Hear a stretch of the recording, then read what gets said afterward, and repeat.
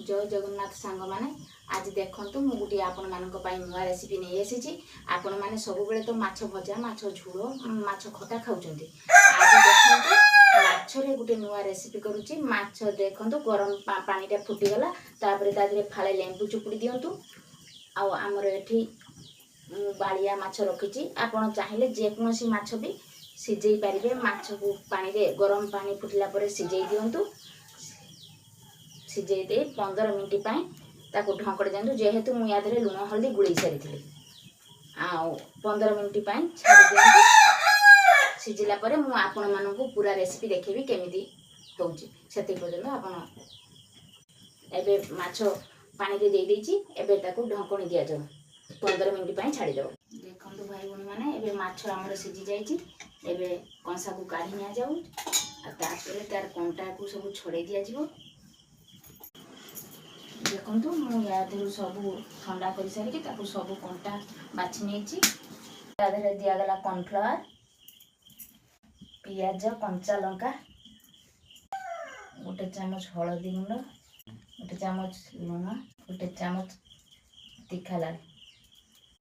एबे करेई को गरम करिया को छाड़ देबा। करेई गरम हैला करेई रे दे देबा तेल। एबे गरम हे गला एबे सिजेई रखिबा माछ को दबा।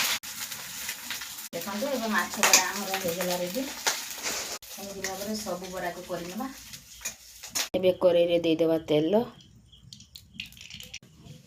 तेल गोटा मसला तेजपत्र तापरे देले पंच फुटण तापरे देले पियाज हेई आसला पर देले अदा पियाज रसुण लंकार पेस्ट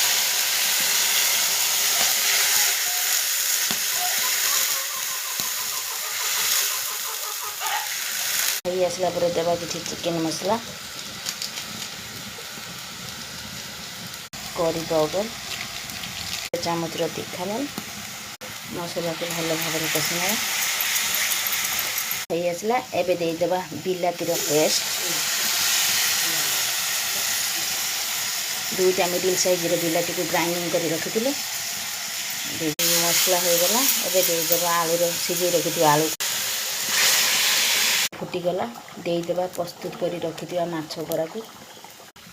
प्रस्तुत हो गला हमर माछ तरकारी कम तेल मसला रे प्रस्तुत हो गला हमर माछ तरकारी।